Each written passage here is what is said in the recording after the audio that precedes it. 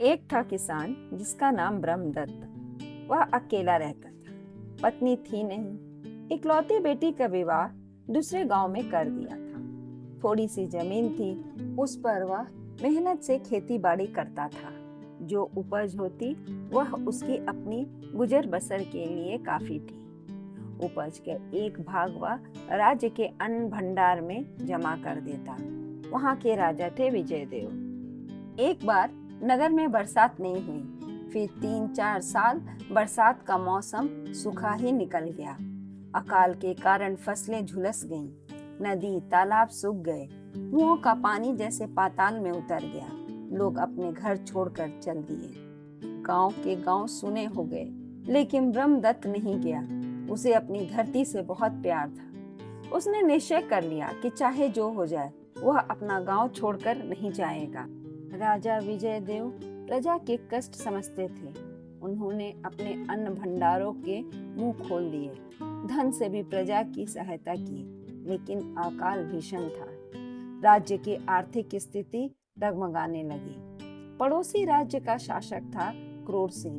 वह पहले 2 बार युद्ध में विजयदेव से हार चुका था। हार का बदला चुकाने का अच्छा मौका देख उसने विजयदेव पर आक्रमण कर दिया। एक तरफ अकाल का संकट और दूसरी तरफ युद्ध की परेशानी।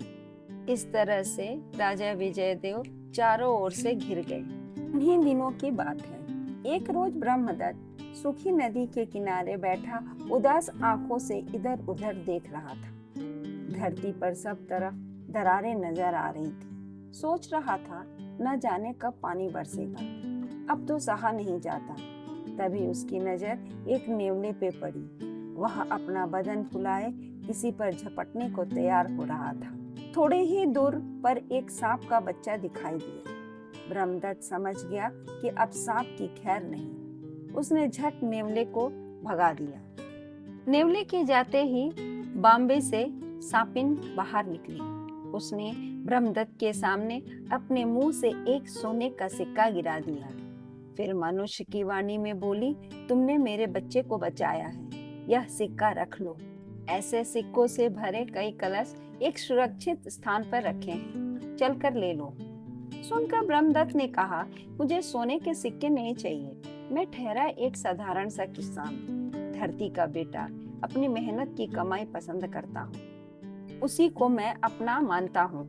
ऐसे भी अकेला हूँ। धरती से बहुत मिल जाता है। मेरे पिता कहा करते थे, जरूरत से अधिक धन आदमी को अभिमान की कीचड़ में धकेल देता है। कुछ पल चुप रहने के बाद सांपिन ने कहा, ब्रह्मदत्त, तुम्हारे मुंह से ऐसी बातें सुनकर बहुत अच्छा लगा, लेकिन सोने के सिक्के केवल तुम ही ले सकते हो। तुम जैसा चाहो इस धन को खर्च कर सकते हो। हाँ, याद रहे कि यह अच्छे काम में ही लगे। ब्रह्मदत्त ने कहा, मुझे इतना बड़ा पुरस्कार क्यों दे रही हो? इस पर सांपिन ने कहा, तुम नहीं जानते, पर मुझे पता है। पूर्व जन्म में तुम एक प्रतापी राजा थे। सब जीवों पर दया का भाव रहता था तुम्हारे मन में। एक बार तुम्हारा नन्हा मुन्ना बेटा बाग में सोया हुआ था। उसके मुंह पर धूप आ रही थी। मेरे एक साथी नाग ने उस पर छाया करने के लिए अपना फन फैला दिया, पर तुमने यह देखा तो तलवार से सांप को मार डाला। तुम सोच रहे थे कि शायद वह तुम्हारे बेटे को डस लेगा। ब्रह्मदत्त आश्चर्य में डूबा और अपने पूर्व जन्म की विचित्र कथा सुन रहा था। फिर क्या हुआ? उसके मुंह से निकला, मुझे बहुत क्रोध आया, पर तुमने बेटे की चिंता में यह कर्म किया था। मैं तुम्हारे दयालु स्वभाव को जानती थी। मैंने तुम्हें डसा नहीं। हाँ, अपने साथियों के साथ तुम्हारे पुरखों के खजाने पर कब्जा अवश्य कर लिया। तुम्हें धन का अभाव हो गया, इस कारण तुम पड़ोसी राज्य से युद्ध में हार गए। युद्ध में तुम्हारी मृत्यु हो गई। पर आज तुमने मुझ पर जो उपकार किया वह मैं कभी नहीं भूल सकती। मैं तुम्हारे पुरखों का धन फिर से तुम्हें देती हूँ। वह तुम्हारा ही है। आओ, पीछे चले आओ, सांपिन ने कहा। ब्रह्मदत्त सम्मोहित भाव से नागिन के पीछे चल दिया।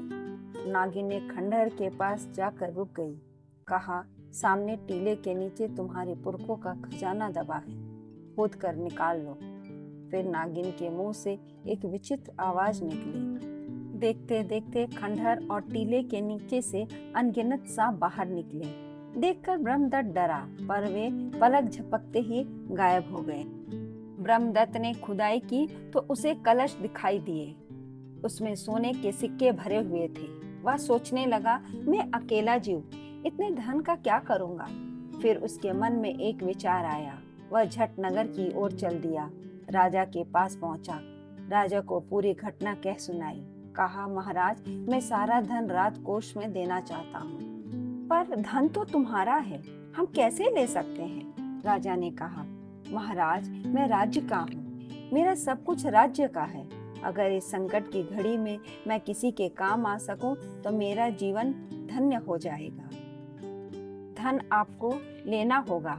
राजा ने टीले की खुदाई कराई। वहां अपार धन मिला। उससे जगह जगह गहरे कुएं खुदवाए गए। उन कुओं के पानी से लोगों को बहुत राहत मिली। कुछ समय बाद बरसात भी शुरू हो गई। अकाल का संकट मिट गया। क्रूर सिंह को भी हार कर भागना पड़ा। ब्रह्मदत्त के इस दान की चर्चा पूरे राज्य में होने लगी। धन्यवाद। कहानी अच्छी लगे तो लाइक करें, सब्सक्राइब करें और शेयर करना ना भूलें। धन्यवाद।